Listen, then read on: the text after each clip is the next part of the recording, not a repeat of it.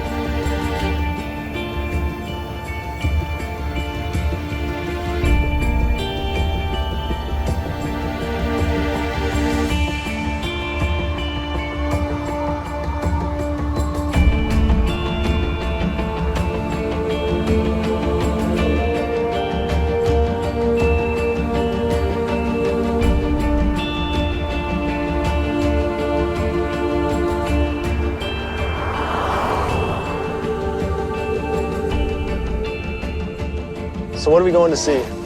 We're coming up on the Arizona Historical Society, where they have 32 lead artifacts inscribed with Latin. They were discovered by a man named Charles Manair in 1924, who was out on a Sunday drive just outside of Tucson, and apparently they date back to 800, 900 AD.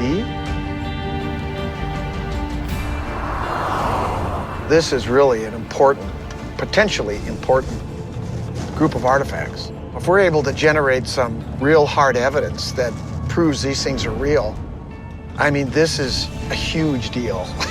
It's incredible.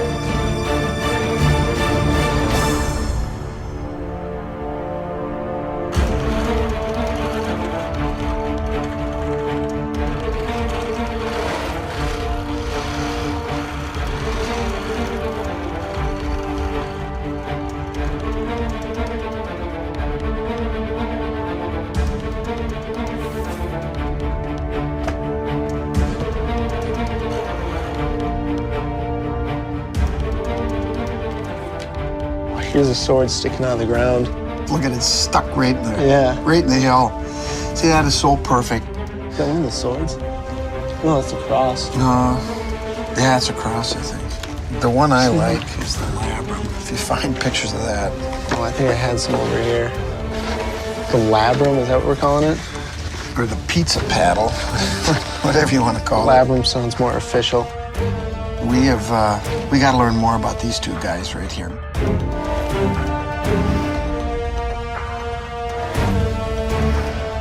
Well, they found about 24 pieces, 26, something like that. Charles Manair found the initial ones, then he partnered with Tom Bent. Tom Bent was an attorney, but they were World War I buddies. So who are we meeting today? We're meeting Charles Bent, Thomas Bent's grandson. The grandson, okay. Mr. Bent, how you doing? I'm just fine. It's nice to meet you. I'm glad to be here. You're a grandson of one of the original discoverers. How does this story unfold for you? It was kind of secretive. Secretive? As I was growing up, because they didn't want us to know that we had our artifacts. So did you grow up with these? Yes. In the house? Yeah, in the house. Wow. But I've been interested in them, and I guess because of my grandfather, he just wanted to know what they were and how they got there.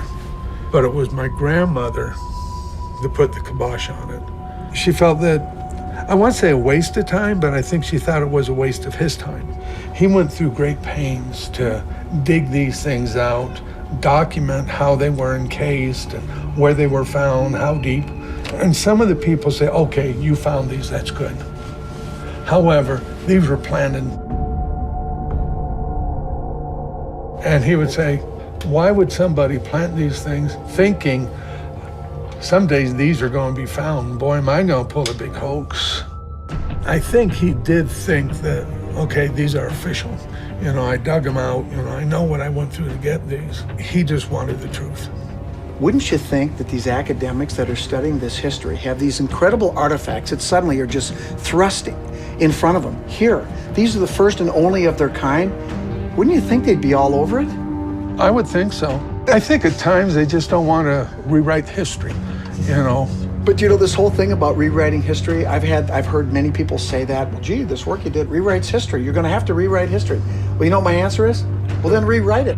My honest opinion is that my grandfather, knowing him like I did not plant these or any of this other stuff.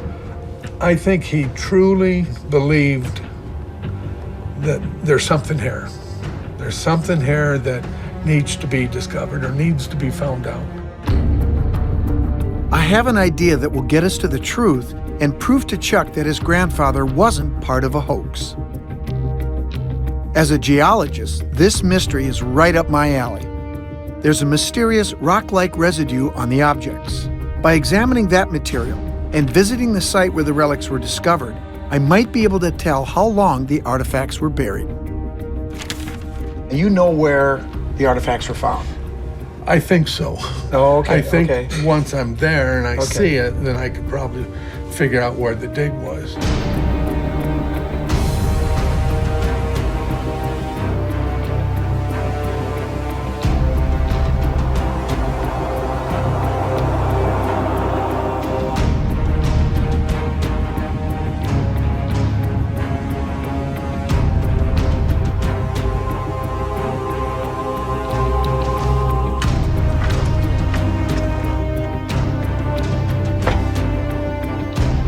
This is the spot because right there where that water tower is, that's the old house. That's where my grandparents lived. The artifacts site should be just right over this hill. I was gonna make you walk through bushes. Yeah, this is it. Right. This was part of the dig in this section. And some of the artifacts, like the first one they found, was actually sticking out a little ways. And that's how they found him. The hard part was just digging them out of that stuff. Yeah. Based on those pictures from your grandfather's report, they were literally embedded in this caliche. Caliche is the key to finding the truth. It's a type of sedimentary rock deposit formed through the erosion process. Caliche is basically what they call desert cement. That's exactly what this looks like here. This caliche is really important because this is a process that takes time.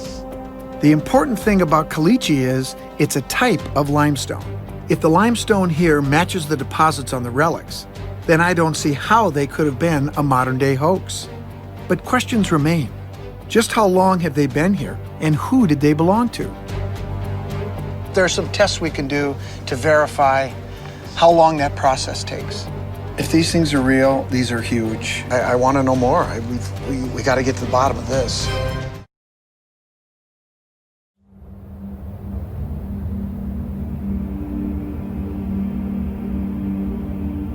I'm trying to figure out if 32 lead crosses, swords, and ritual objects unearthed outside of Tucson in 1924 are part of an untold history here in the Southwest, or part of a modern hoax. The grandson of one of the men who discovered the artifacts wants to know the truth, and I have every intention of giving it to him. So far, the geology at this site has me leaning toward authenticity, but before I make any conclusions, I need to take some caliche samples and test them. I'm just gonna chop some of this stuff down, so just catch it in the bucket. I want the gravel and the rocks and everything, the sand. This is all caliche right here.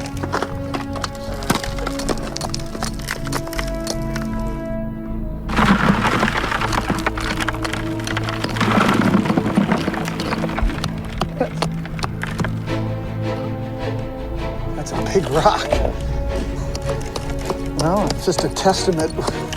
This naturally happens, and it's really strong. This caliche is really important because this is a process that takes time. I'm hopeful to verify how long that process takes. So that's it. That's all I want.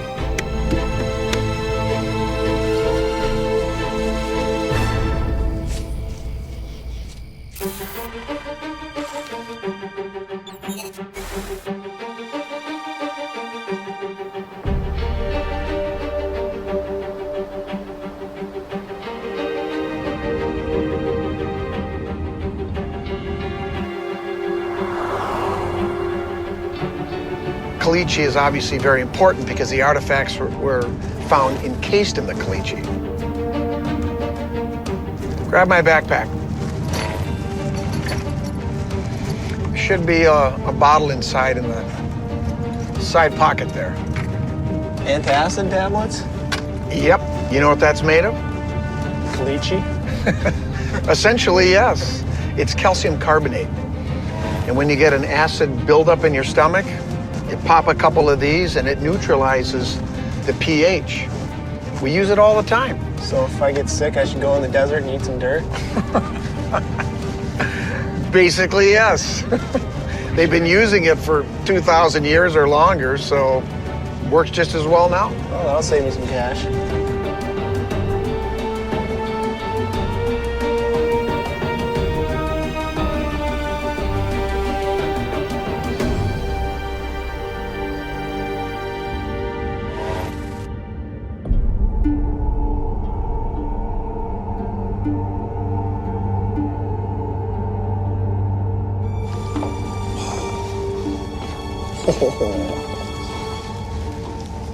Been quite some time since I've seen this. Wow.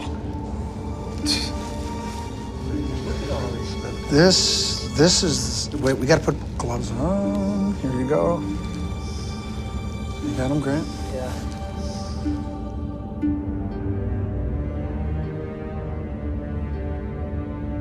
But when was the last time you saw these? Oh, let me see. Many years ago. I think I was maybe in high school. Look at this one. This is odd. What the heck? So this is what, AD, it's right here, ADDCCC. So that's 800 Yeah. AD. Were they using AD then? I don't know. If AD wasn't in use, that would be a critical clue suggesting these items were a hoax. We gotta check that out, because you know what, if we don't check it out and somebody else does and says, hey, Sherlock's, that's important. Right. Were they using AD regularly in 800 AD? Yeah. What would have done that? What the heck is that? Looks like hand something me was my lens stabbed over at there? it. Oh, there's an impact. Yeah, There's an impact right there. here, and that's what broke it. Yeah. Look at right here. There's a groove that goes in like this, and that's exactly what broke it. This thing had to be on a hard surface. I mean, if somebody was holding that, that had to be laying down and something hit it from this angle, because you can see the rounded little tip going in here, and it's not sharp. So there's something weird going on here. No, It wouldn't be from a fight. no, it's something was happening to these. Maybe they were broken in some type of ritual. That's the only thing that I can think of.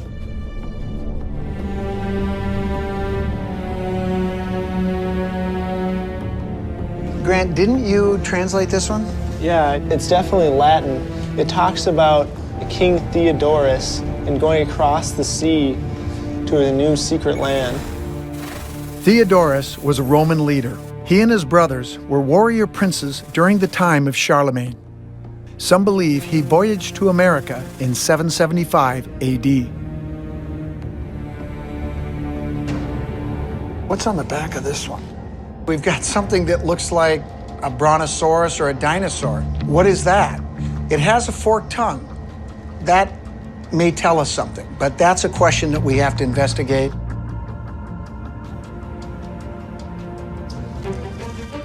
Okay, that's nice and heavy. Oh, jeez. Look at the green on there, yeah, and the blue. That's malachite. And the blue is azurite, and it's gorgeous. And there's calcite here, and there's sand grains. Well, this is crystalline. If that's crystalline, that had to have grown in place. This is like fibrous growth. It's a radiating mineral. It kind of radiates with needles. This could be one of the smoking guns, really important smoking guns. Just like Caliche is a clue to how old these relics are, so is what I'm seeing here. This is like forensic rust. It takes hundreds of years to form. And if we can take a closer look, we'll know whether it really dates to 800 AD, the date inscribed on one of the crosses. Getting these relics under a 3D microscope is critical. It's the only technology available that can recreate the exact features of the inscribed symbols, lines, and carvings. It's invaluable in the new science of archaeopetrography, the use of geology to help solve archaeological mysteries. See, here's the edge of the metal right here. So this is a little recess here. All this area here is a depression. And this is the high spots here. It seems to me what I suspect is that grew on the back at the site where they were found. And what makes this so important is that takes time. About how long does that take? I would say at least decades, and more likely hundreds of years.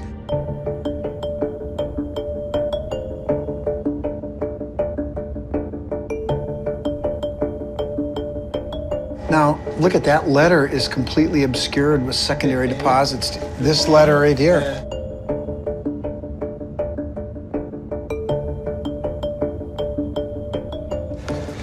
don't know if I can move this out of the way. This is consistent with lengthy deposition of these deposits. This takes time. All right, well, let's flip this over and let's take a look. I wonder if the deposits are the same. What the hell? Grant, look at that. And there's another one right there. Do you know what that is? Oh my God, I can't believe it.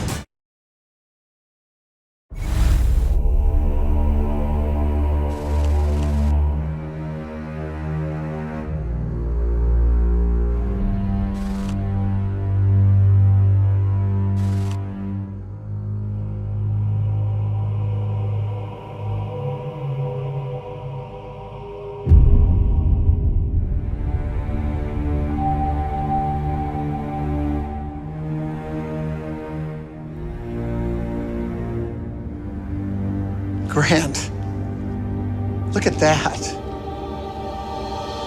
And there's another one right there. Do you know what that is? Oh my God, I can't believe it. It's a cross of Lorraine. It's a double-barred cross. This is the patron symbol to the Knights Templar. The Templars were religious knights who used the cross of Lorraine throughout the Crusades, and perhaps even before. The double-barred cross also represents the dragonfly, which is an important symbol to Native Americans. In that way, it was a symbol both groups shared. All right, guys, let's summarize what we have. They're either real or they're not. And are there things on here that tip this into the real or not real category? I mean, that's what we have to do. The discovery of the artifacts. There were people present, there were archaeologists that excavated these things. No one questions the veracity of the dig. That's a critical point. This AD thing, that's hanging out there. We got to figure out whether or not that was in use or not. And the other thing is, what is the deal with that dinosaur? I don't understand. All of a sudden, that thing shows up, All the other symbolism looks really good, but that thing bothers me. So we're gonna have to get to the bottom of that. I want the answers of what these things are, where they came from, if they're planted, if they're real. I need to know.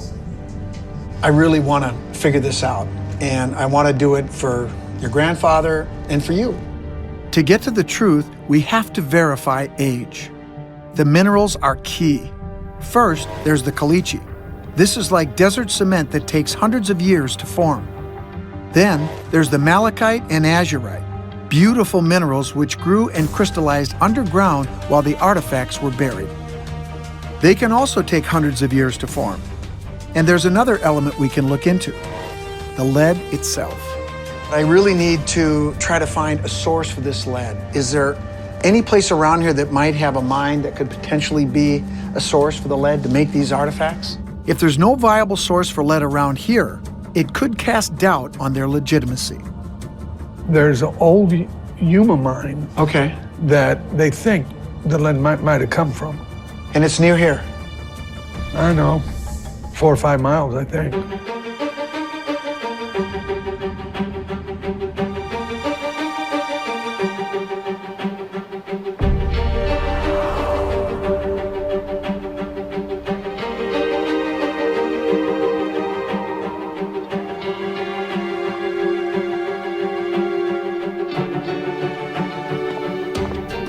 Guys all ready? Hi, Chrissy, how are ya? Good, how about yourselves? Good, good, ready to hike?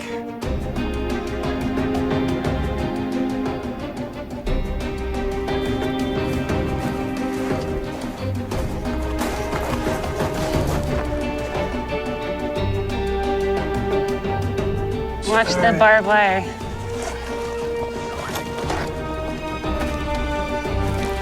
So we just kind of work our way up, and then that's the actual mine.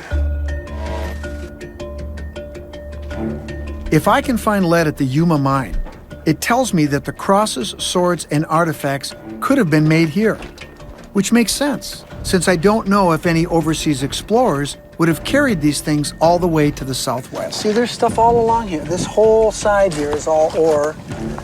Here's another piece here. You know, it's possible.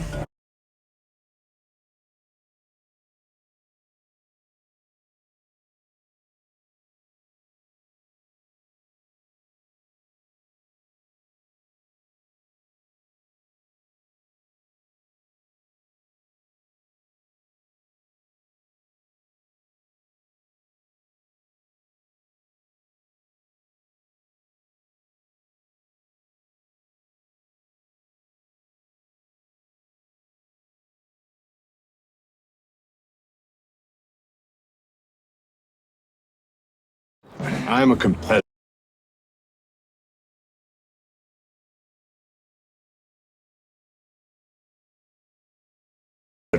An athlete. TJ. But I came in 8 out of 55,000 in a Peloton.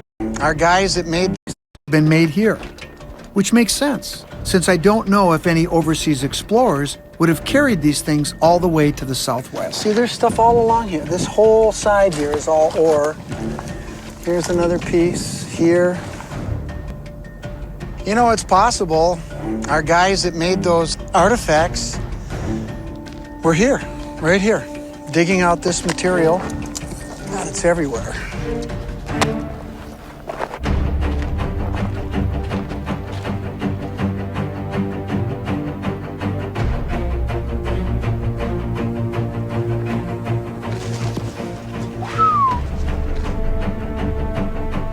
See that fracture running right here? Yeah. So you're gonna have all this ore running in a seam like this, and then running off into these fractures on the side. How would they have gotten that out? Well, with manual labor, they must have had picks of some kind and hammers. Heck, they could have even taken heavy stones and just pounded the rock. This stuff will break up, melt it down, and make the lead. It's actually a pretty simple process. It's all over the place here. It would have been no problem.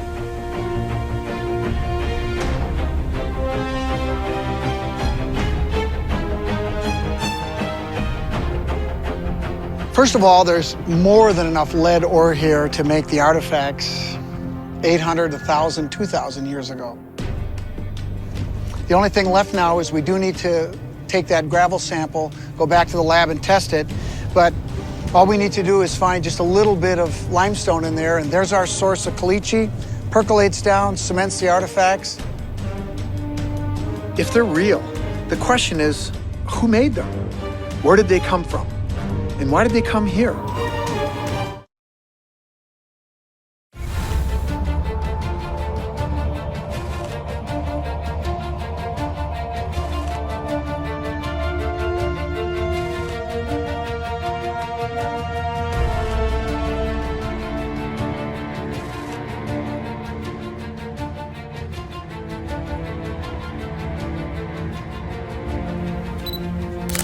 When I left Arizona, I promised Chuck Bent some answers. He deserves to know once and for all if the artifacts his grandfather found are ancient or if his grandfather was part of an elaborate hoax. People have been trying to get to the bottom of the mystery for nearly a century, but no one's ever used geology to try to solve it. I know the tests I'm going to do on the caliche found on the artifacts will tell me how old the cross and artifacts are. But those tests can't tell me who made them. To figure that out, all I have to go on are the symbols. Symbols like the Cross of Lorraine, a symbol used by the Knights Templar and possibly other groups.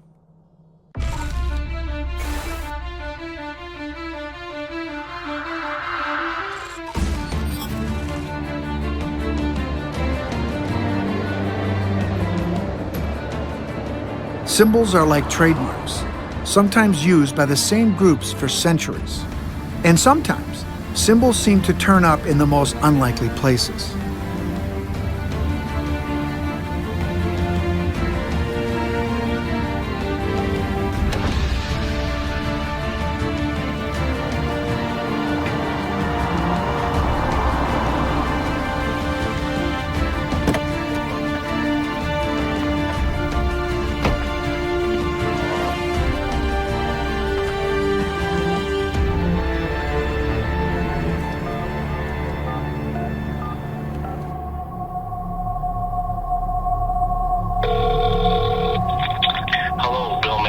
Hey, Bill, this is Scott Wolter.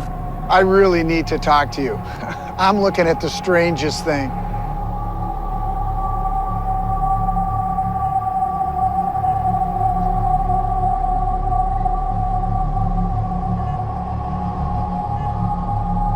Well, Bill, I've been doing this research on the Tucson lead artifacts, and when I started to investigate them, I saw some incredible symbology on here and symbols that looked Masonic to me, and I know with your Masonic background that you might be able to help me out. This is terrific stuff, Scott. Now here's a couple of the artifacts here. This is the first one that was found by a man named Charles Minair. And in 1924, over the course of the next several years, he and his World War I buddy, a man named Thomas Bent, found over 30 lead artifacts buried under up to 6 feet of caliche cemented sand and gravel. And when I came across these things, I was absolutely fascinated, and they're just covered with symbols. Some of these symbols I do recognize. This is a really important symbol. This is the Cross of Lorraine. Exactly. That's why I was excited to contact you. I mean, I saw it on these artifacts, and then I started to do research, and I started finding it at all kinds of places. I was at the gas station, and I looked up at the Exxon sign. Look at that. Right there, the Cross of Lorraine was really the symbol of the medieval Knights Templar order of the First Crusades, and it's continued to this day. It's known as the Patriarchal Cross to the Knights Templar, but it's really the Cross of Lorraine. It's a red double-barred cross on a white background with the blue border on the bottom. What's going on here? Well, the red and white suggests the color of the Knights Templar.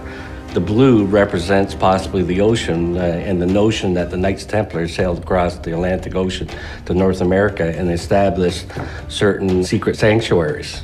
The person that designed this was a man named Raymond Loewy, who also designed the Studebaker car and the shape of the Coca-Cola bottle. This is really interesting. Raymond Loewy was rumored to be a Freemason. If Loewy was a Freemason, It would make perfect sense for him to incorporate a Templar symbol into one of his logos. People don't realize it, but it's accepted as fact that many Freemasons are modern-day Knights Templar. One organization evolved from the other. When the Templar Order was banned and the Knights burned at the stake, they didn't just disappear. They escaped, took their ideology with them, and started over. I want to show you something else. I found his notes that he used when he was designing this logo. And here you can see this is the one that was accepted, but look at some of these others here. I mean, those look familiar to you? The square and compass, which is, as you know, a huge symbol within Freemasonry. Well, exactly. It's the most common symbol of Freemasonry. I mean, it's basically you take two V's, invert one and put them on top of each other, but really symbolizes dualism, the concept of opposites that keep things in balance. Male, female, heaven and earth, good, bad, light, dark. But there's also a practical side to the compass and the square. These are two of the most important building instruments that have been used for millennia, going back as far as we know, to build important structures that many cultures aligned with the stars, the moons, the planet, Venus, in what we call archaeoastronomy. The fact that the Cross of Lorraine appears on the Tucson artifacts suggests to me they are somehow connected to either the Templars or the Freemasons. The 800 AD date inscribed on one of the crosses is about 300 years too early for the Templars, but maybe there is still a connection. I'm about to do some testing on some caliche sediments that I collected where the Tucson artifacts were found, and it's going to help me determine whether these artifacts indeed have been in the ground for a significant length of time and essentially prove their authenticity. But on another level, the presence of the Cross of Lorraine on these artifacts also is a sign of authenticity.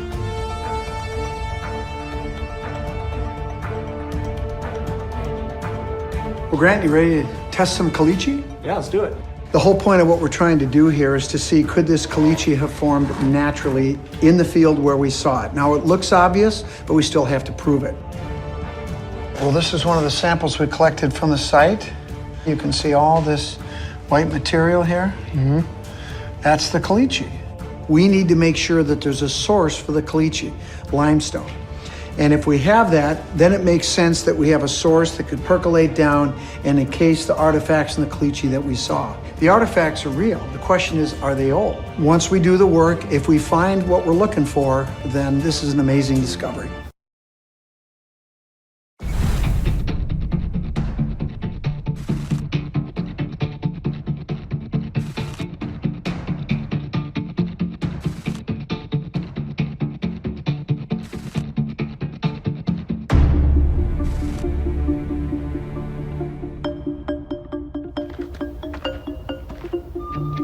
Figuring out whether or not the Tucson artifacts are authentic relics from 800 AD all comes down to a single test. When Charles Manair and Thomas Bent discovered these artifacts in 1924, they were encased in caliche, a natural cement type of deposit that can take hundreds of years to form and would be nearly impossible to fake. If the caliche on the artifacts is a match to the rock samples of limestone we took at the site, I'll be convinced these artifacts were left by ancient explorers to the southwest.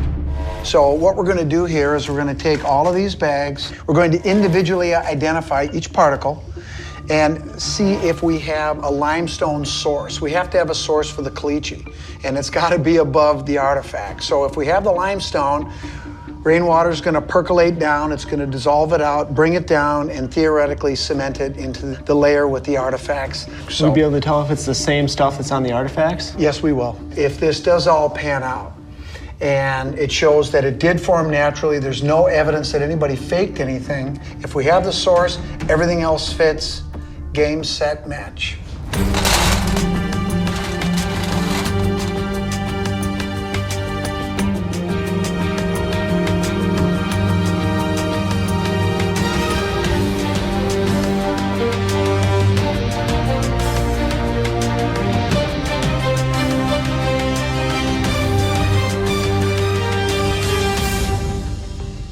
Everything fell into place with the caliche testing.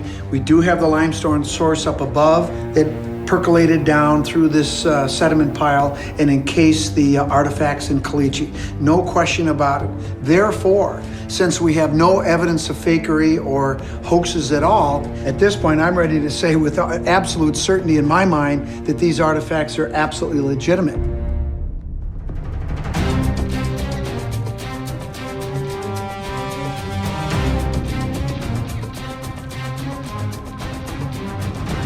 Now, they date to about the 8th and 9th century. And in looking at the geologic formation, based on what I know about the geology, everything fits.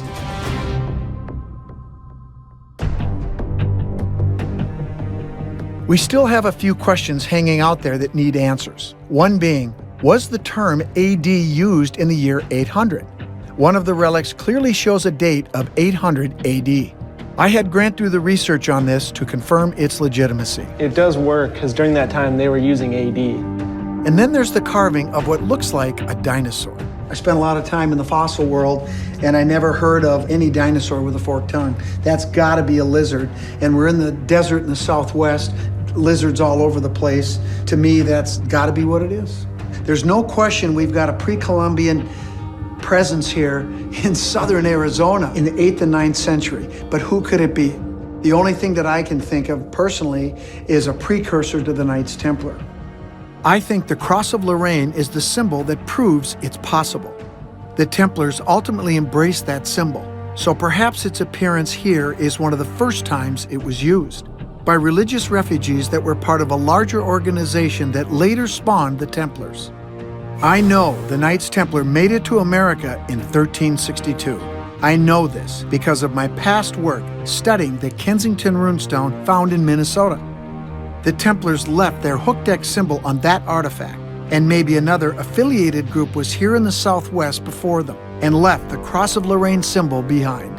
Well, one thing I know for sure is Chuck Bent is going to be happy that the geologic work we've done here has proven that these things are absolutely real. And I can't wait to tell him.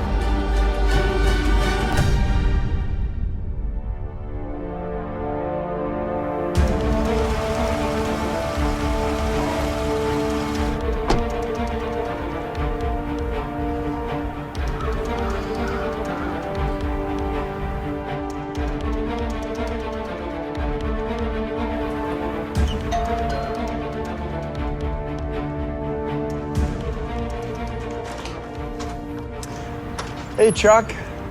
Come on in. Great to see you. Thanks for coming. I wouldn't miss this.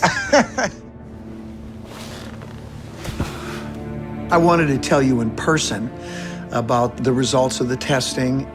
This has been something that has been gnawing at me for quite some time. Let me ask you a question. What if it turns out these artifacts are a hoax? It's not going to make me feel good, but at least I will know. And then there won't be this question about, well, were they planted? Because if they were, I don't think that's because my grandfather planted them.